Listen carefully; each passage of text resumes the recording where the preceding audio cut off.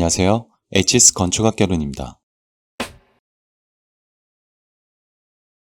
Okay, so this is Jacky Wong on the line. We have known each other since I started school in GSD. He's not just one of my closest friends, but also a young, intelligent designer who can share his valuable experience to the audience here. So, could you introduce yourself, please, Jacky? Hi everyone, it's also my pleasure to be here talking a little bit about myself. My name is Jacky Wong. I'm actually born and raised in Macau, China. I received my Bachelor of Architecture degree with the Merit Undergraduate Thesis Award from SCI-Arc in Los Angeles. And after that, I went to Harvard GSD for my Master of Architecture 2 degree. Currently, I'm working in HOK Seattle, a studio specialized in healthcare and aviation design. Let's go back to the school aspect because I feel like most of our subscribers studying architecture will be interested in about the school aspect. So my question is, what is the biggest difference between undergraduate and the master program in United States?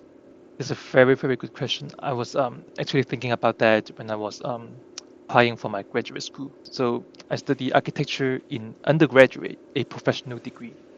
And I'm actually planning to study the same major in graduate school.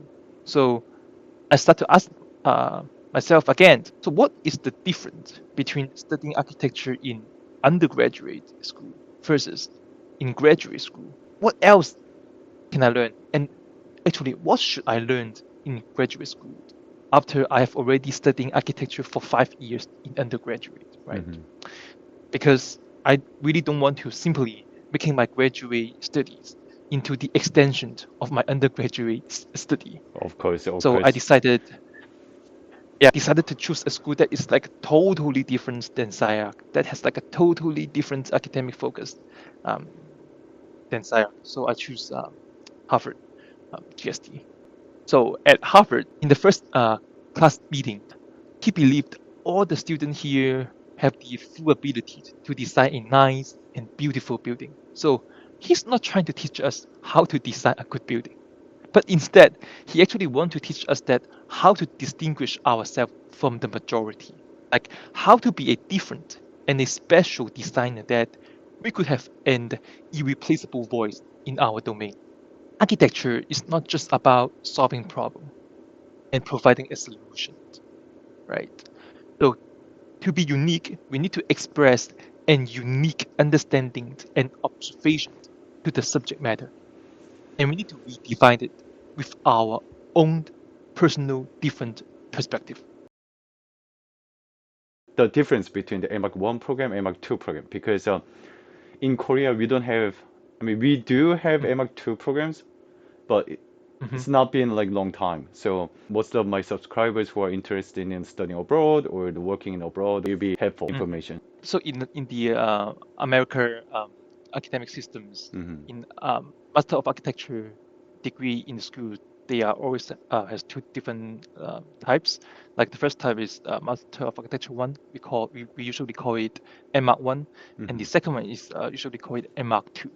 And the M.Arch 1 is actually for the student who didn't study architecture or who studied only the 4-year Bachelor of Art or Bachelor of Science of Architecture in their undergraduate. And then the Master of Architecture 2 is for the students who actually study 5-year program Bachelor of Architecture degree in their undergraduate. And then, so generally, the M.Arch 1 degree would be longer than the M.Arch 2 degree. And in the GSD, just take GSD as an example. M.Arch 1 degree in GSD is 3.5 years, and then the M.Arch 2 degree in GSD is only 2 years. To add on your comments, most of the M.Arch 1 program, as you mentioned, are not professionally trained, but there are students who studied 5-year professional degrees. So in the M.Arch 2 program, each of us can literally choose whatever we want. Like we can choose like an architecture vertical studio, or we can even choose like a landscape architecture option studio, or like urban planning or urban design, right? And then, yeah, I think one of the strongest points of the M.Arch 1 program is like all the students they have like studios together. So Mhm. actually, all of them they are like more cohesive. But Right, for right, the right. M.Arch 2 students, because they are like choosing different studios, so they are like scattered around.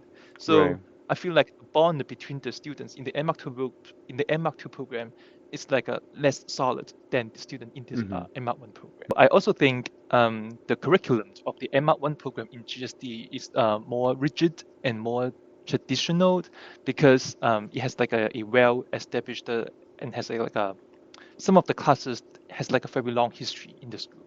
And for the M.Arch 2, we have a lot of flexibilities, freedoms to choose whatever they really want to learn in school. Right. Which can be pros and cons, right?